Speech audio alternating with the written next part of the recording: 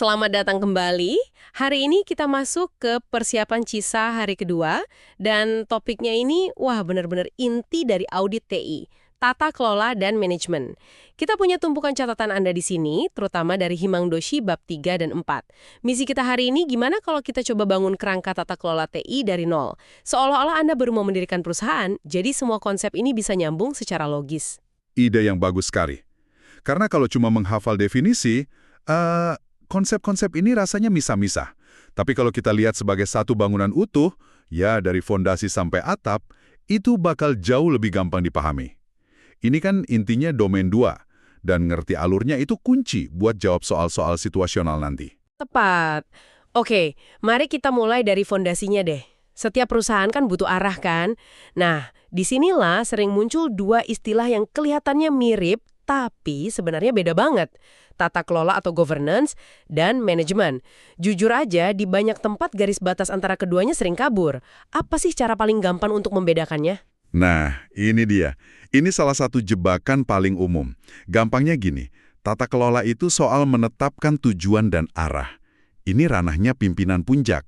Mereka yang nanya, kapal ini mau berlayar kemana, dan aturan mainnya apa. Fokusnya itu memastikan kebutuhan semua stakeholder, pemegang saham, pelanggan, regulator itu terpenuhi. Jadi, ini soal melakukan hal yang benar atau doing the right things. Oke. Jadi tata kelola itu soal apa dan mengapa. Terus manajemen? Manajemen itu soal eksekusi. Kalau tata kelola, nentuin kapal ini harus ke Pulau X. Nah, manajemen itu kapten dan krunya yang mastiin kita sampai ke sana. Mereka yang merencanakan rute, mengelola sumber daya, menjalankan mesin, ya, memonitor perjalanan sehari-hari. Tugas mereka itu melakukan sesuatu dengan benar, doing things right.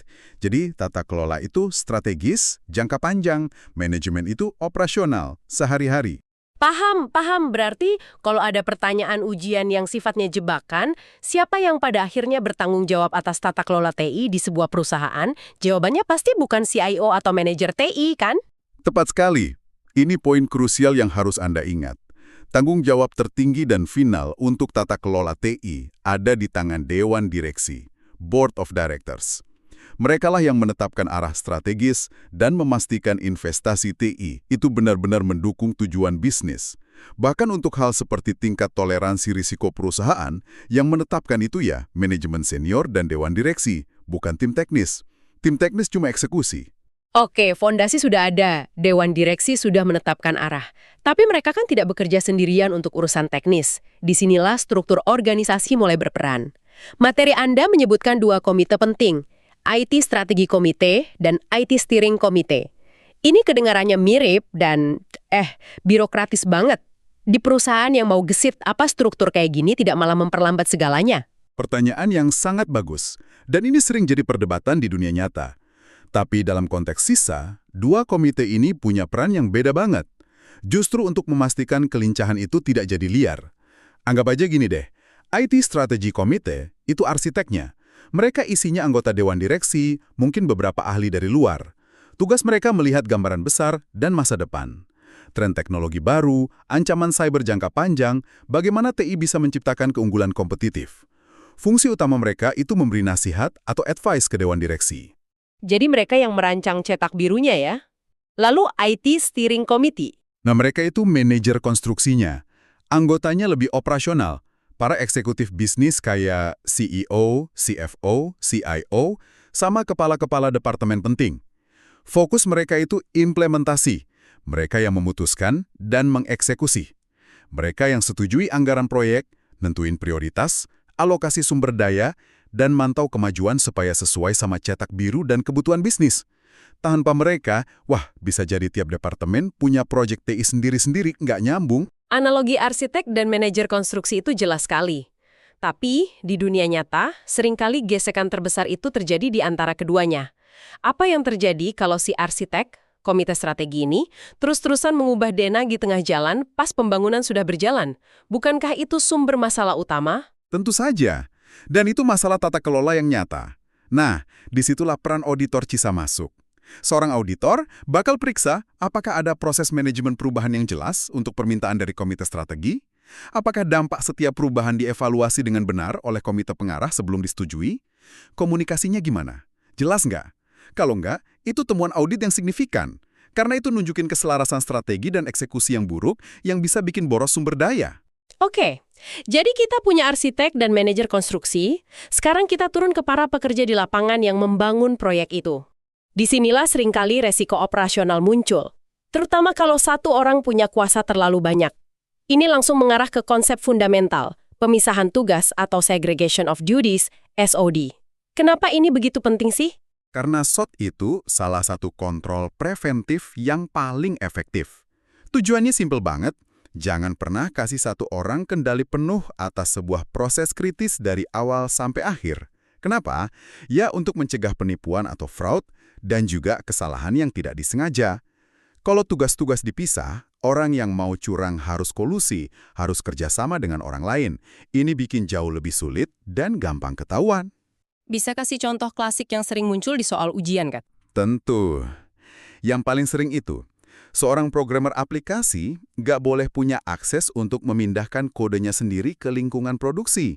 Harus ada tim lain yang ngerjain. Contoh lain, seorang administrator database, DBA, yang punya akses ke semua data sensitif, itu nggak boleh juga jadi programmer atau analis keuangan. Kalau dia bisa melakukan ketiganya, wah, dia bisa aja memanipulasi data untuk keuntungan pribadi tanpa ada yang tahu. Ini berlaku juga untuk proses non-teknis. Misalnya, orang yang bisa bikin data vendor baru di sistem, nggak boleh orang yang sama yang bisa menyetujui pembayaran ke vendor itu. Itu masuk akal buat perusahaan besar. Tapi gimana dengan startup atau perusahaan kecil di mana satu orang seringkali merangkap banyak tugas? Apa mereka otomatis gagal audit? Pertanyaan bagus. Di situasi seperti itu, di mana SOT yang ideal nggak memungkinkan, auditor akan cari adanya kontrol kompensasi atau compensating controls, semacam jaring pengaman kedua. Tapi jujur aja ya, apa supervisory review atau peninjauan oleh atasan itu benar-benar efektif? Seringnya atasan terlalu sibuk buat meriksa tiap detail. Nah, itu yang saya pikirkan. Apa tanda-tandanya kalau sebuah kontrol kompensasi itu cuma di atas kertas? Tanda-tandanya itu kalau nggak ada bukti peninjauan yang terdokumentasi. Misalnya atasan cuma bilang, oh saya selalu cek kok, tapi nggak ada log, nggak ada tanda tangan, nggak ada email konfirmasi. Kontrol kompensasi yang kuat harus ninggalin jejak, kayak audit trails yang rinci, rekonsiliasi independen, atau laporan pengecualian yang benar-benar ditindaklanjuti. Selain itu, praktek HR seperti rotasi pekerjaan, job rotation, dan liburan wajib, forced vacation, itu juga kontrol kompensasi yang bagus. Sulit kan nutupin jejak kecurangan kalau tiba-tiba kerjaan Anda harus diambil alih orang lain selama 2 minggu? Oke, jadi bangunan kita sudah punya aturan main di lapangan. Tapi nggak ada rencana yang sempurna. Pasti ada resiko. Bagaimana perusahaan secara sistematis merespons ketidakpastian ini? Materi Anda menyebut ada 4 pendekatan. Betul. Dalam kerangka Enterprise Risk Management atau ERM, ada 4 cara utama untuk merespons risiko yang sudah diidentifikasi. Pikirkan ini sebagai hierarki keputusan. Pertama, Anda selalu tanya, bisa nggak kita berhenti total melakukan aktivitas berisiko ini?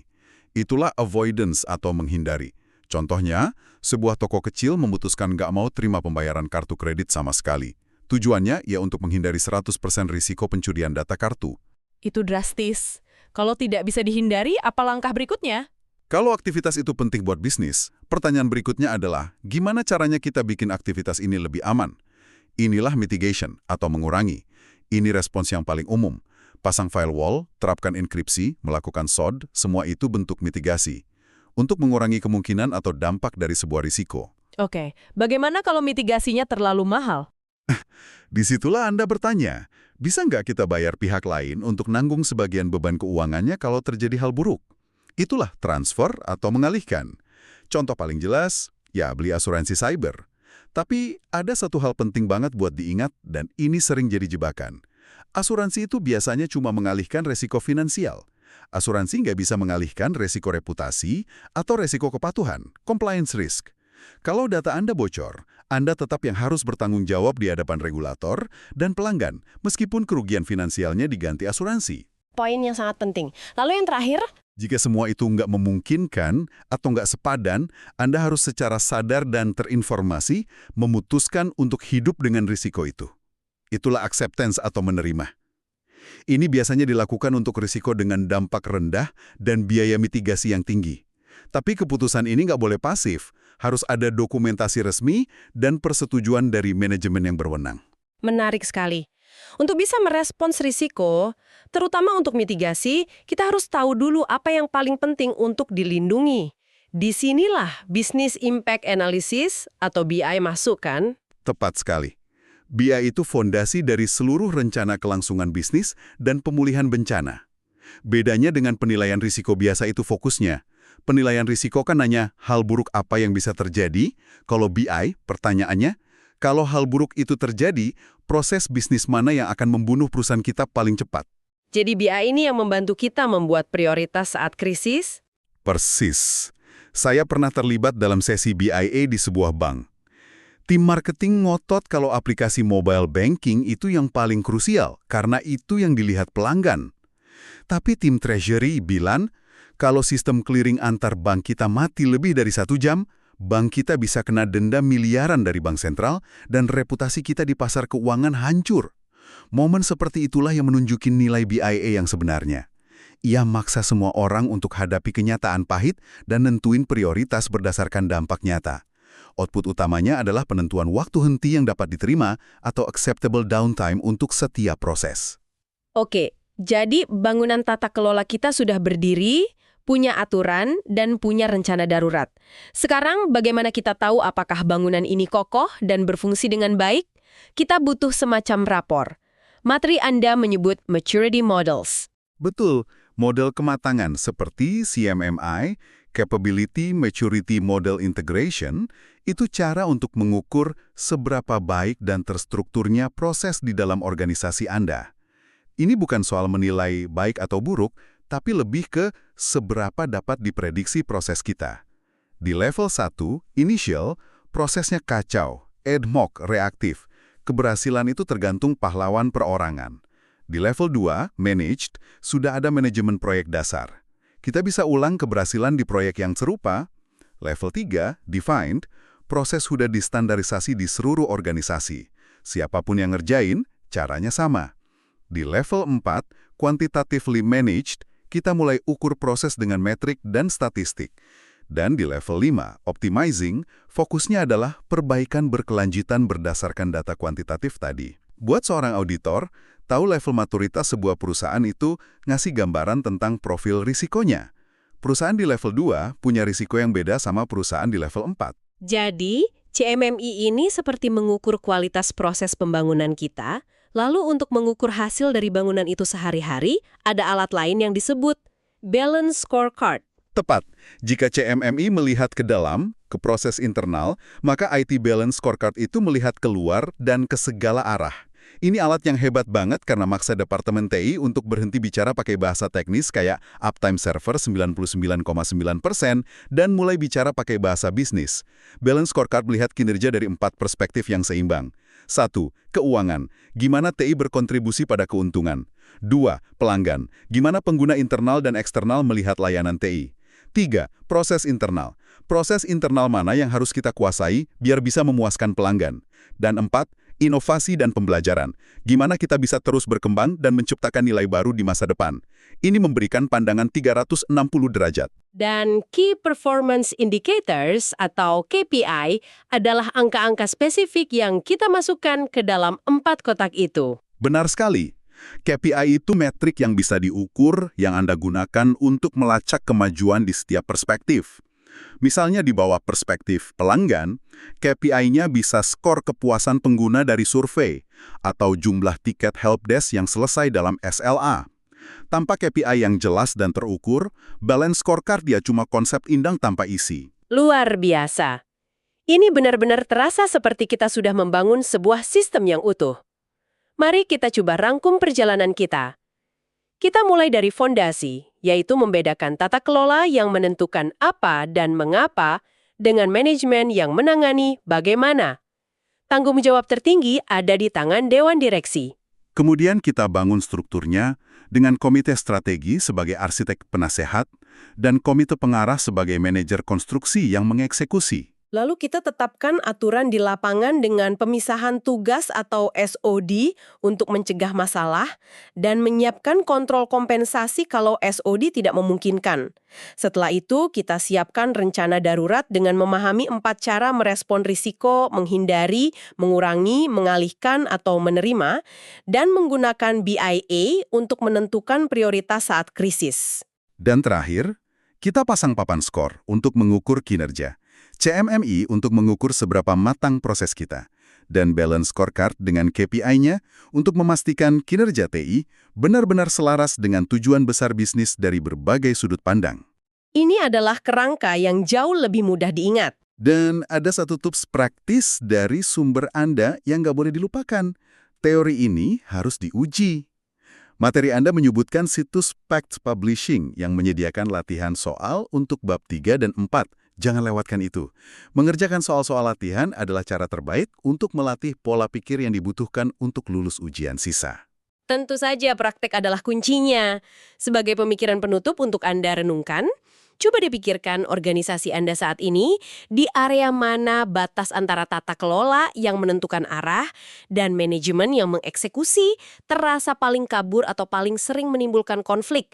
Mengidentifikasi area abu-abu tersebut seringkali merupakan langkah pertama seorang auditor untuk menemukan resiko strategis yang tersembunyi. Sebuah pertanyaan yang sangat bagus untuk dibawa pulang. Semoga berhasil dengan persiapan Anda dan sampai jumpa di pembahasan kita berikutnya.